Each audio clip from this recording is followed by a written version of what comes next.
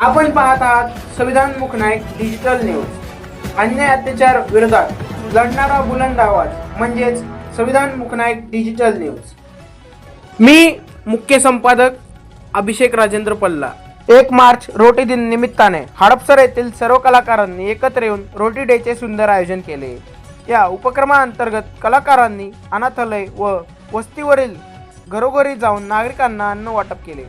या सामाजिक कार्यामध्ये अनेक कलाकार उत्कृष्टपणे सहभागी झाले होते।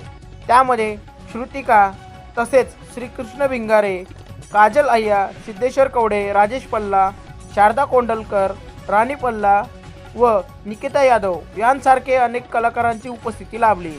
सर्व कलाकारांनी एकजुटीने समाजसेवेचा संदेश देत रोटी दिन साजरा केला आणि गरजू बांधवांना मदतीचा हात दिला। हा उपक्रम समाजासाठी प्रेरणादायी ठरला।